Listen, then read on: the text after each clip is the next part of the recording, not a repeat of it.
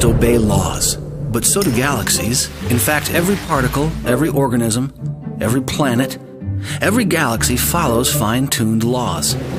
The most basic are the laws of logic. Imagine, for example, a universe without the law of non-contradiction. Then something could be both true and false at the same time. What kind of universe would that be? We can hardly imagine an orderly universe based on anything but the laws of logic. Then, built upon the laws of logic are the laws of mathematics, and the universe obeys these laws as well. Can you imagine a universe where you couldn't count? Built upon the laws of mathematics are the laws of physics, rules of light, energy, gravity, motion, and those laws are foundational to laws of chemistry and the laws of biology. The laws of the universe are woven together in an unseen tapestry, which must be just exactly right to make life possible. If the universe started by accident, why should there be any laws at all, let alone a tapestry of laws perfectly suited for life? Where did these laws come from? Newton, Kepler, and other founders of modern science assumed there are laws because God rules the universe. The Bible says that God upholds all things by the word of his power. The laws of the universe come from God, and his word is the tapestry that holds the laws together.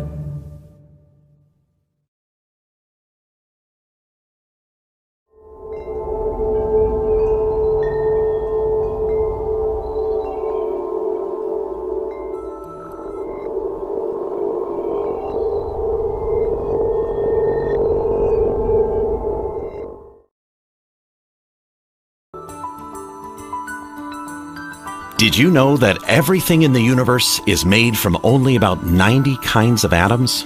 But those 90 kinds of atoms can combine into millions of substances, each with its own amazing properties.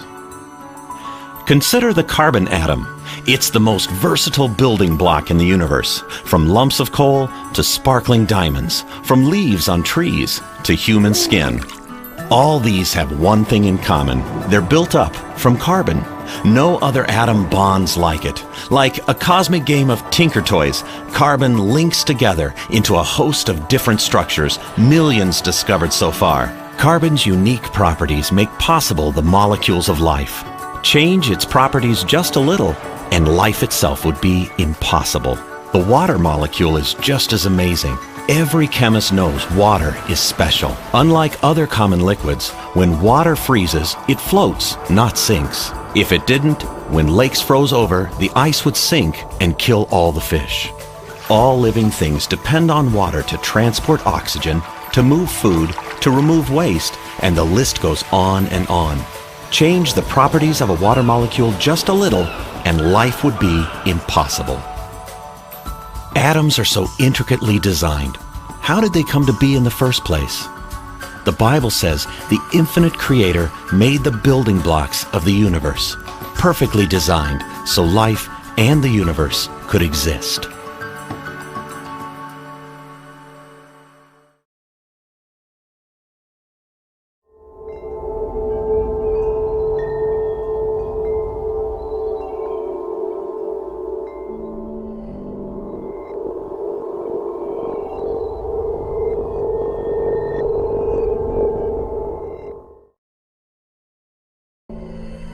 The Bible teaches that the earth was specially designed by God to be inhabited.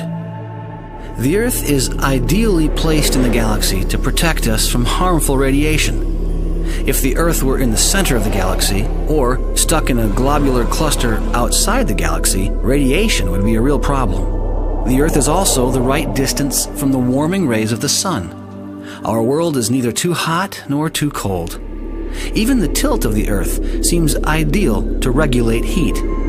If the tilt were increased significantly, summers would be too hot and winters too cold. If the tilt were decreased, the equator would be too hot and the poles too cold. The Earth's mass determines the strength of its gravity. Unlike Mercury, our Earth is big enough to hold on to life-sustaining gases like oxygen and carbon dioxide, but not so big that it is a toxic, gaseous giant like Jupiter. life requires liquid water. Our planet sits just the right distance from the sun for water to flow as a liquid. In fact, 3/4 of the Earth's surface is covered in liquid water. No other planet is known to have this essential ingredient of life. The Earth has just the right chemicals for life. About 99% of the universe is made of hydrogen and helium, but the Earth is different. It's made of heavier elements which can form compounds essential for life. The Earth has a large moon, which keeps the oceans from stagnating, and a magnetic field, which shields us from harmful radiation. The Earth appears to be an engineering marvel, crafted for life, the stage for unfolding God's glorious plan to dwell with man.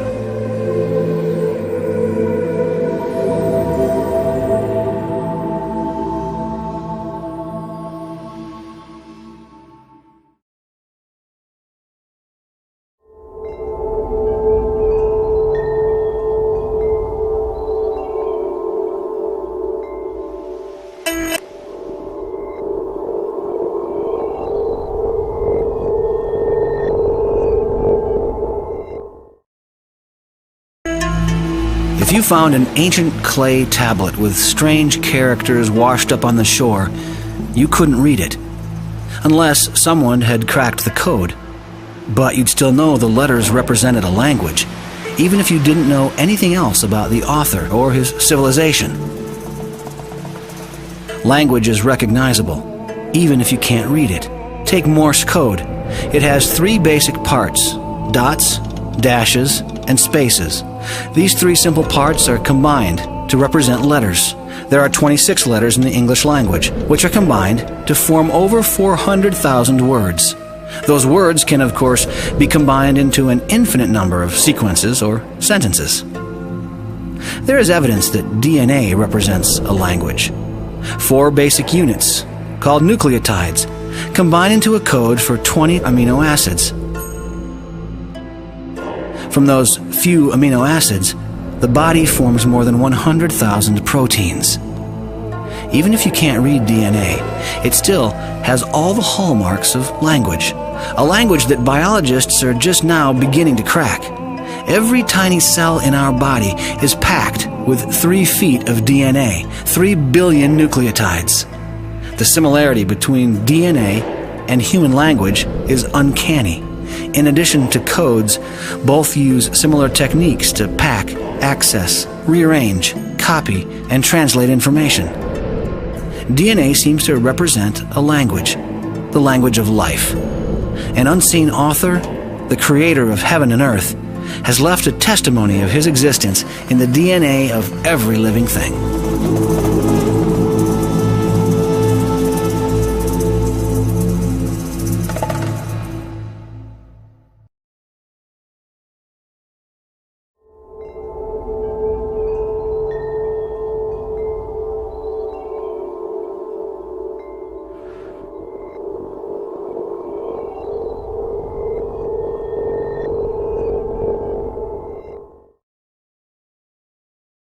Humans need energy. Energy to work, to walk, to think.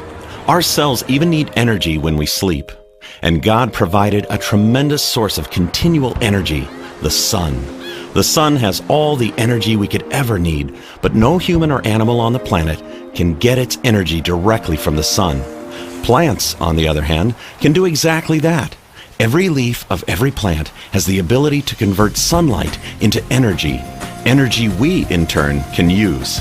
For that purpose, leaves have been designed to absorb sunlight, let in carbon dioxide, and hold in water. Inside the cells of the leaf are amazing energy factories that pack the energy of sunlight into high-energy foods.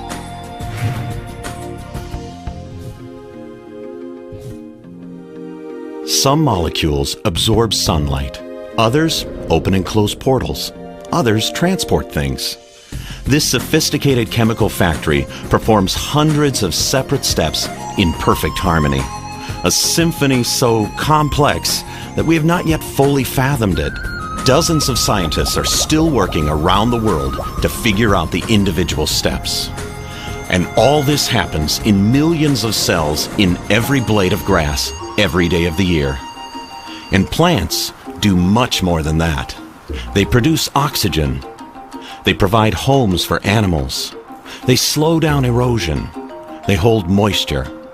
Every blade of grass, every rustling leaf, constantly converts the energy of the sun into food, oxygen, and shelter. That is an amazing testimony to God's wisdom and God's care and provision for all creation.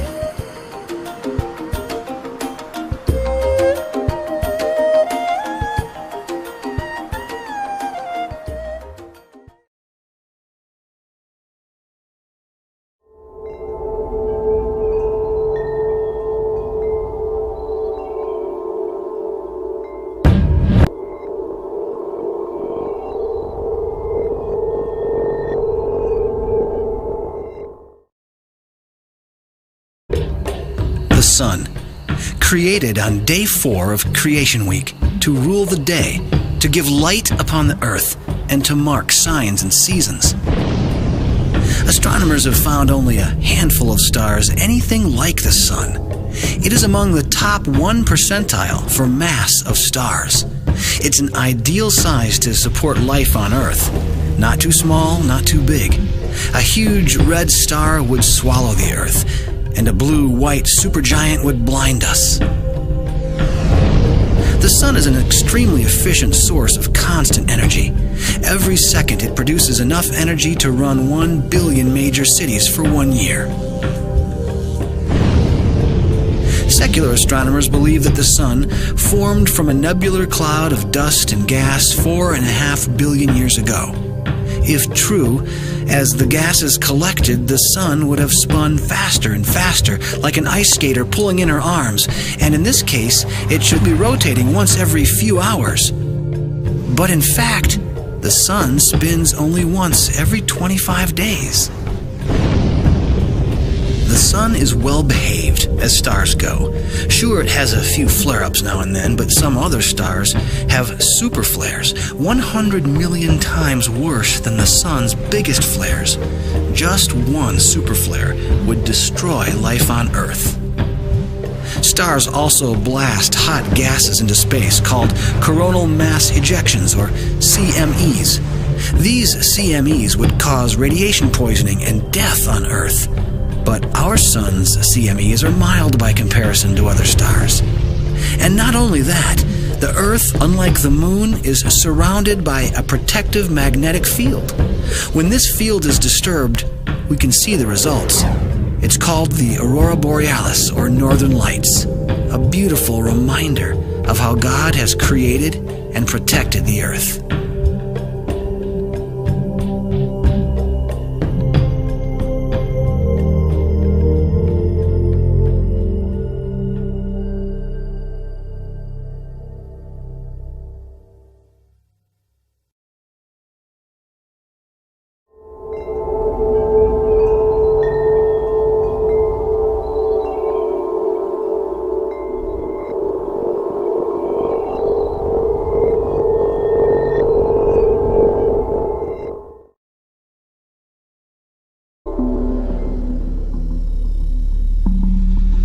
Our solar system has a marvelous assortment of planets and other objects that orbit the sun with clockwork precision.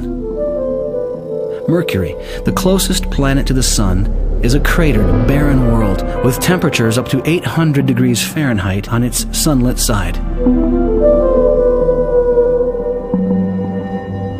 The second planet is Venus. The thick, clouded atmosphere creates a surface temperature of 900 degrees Fahrenheit, even hotter than Mercury. Next is the Earth, so well designed for life.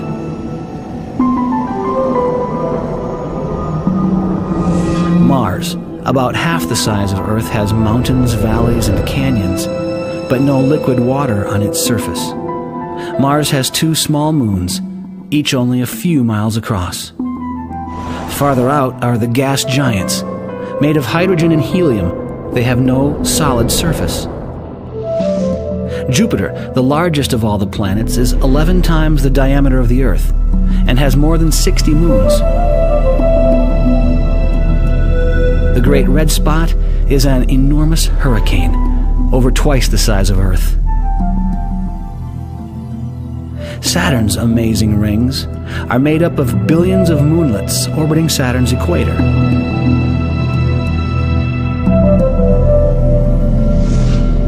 Next are Uranus and its twin Neptune.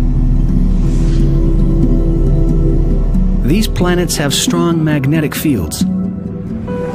Given how rapidly magnetic fields decay, a biblical age of thousands of years makes sense.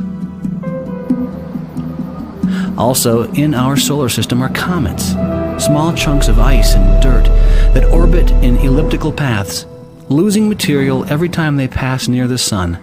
Comets can't last millions of years. Young comets make sense if the creation is only thousands of years old. The beauty of these worlds, the precision of their paths, and their variety point to the wisdom and glory of their Creator.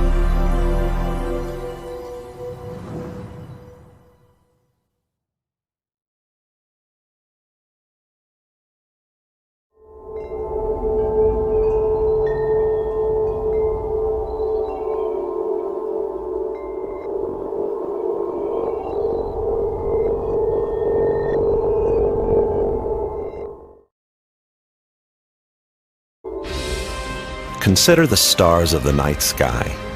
The Bible says that God created these wonders to mark the passage of time and to declare His glory.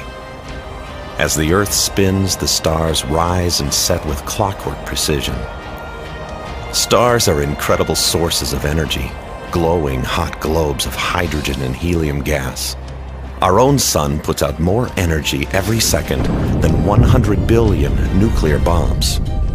But our sun is only one speck in an enormous galaxy of stars called the Milky Way, estimated to contain over 100 billion stars.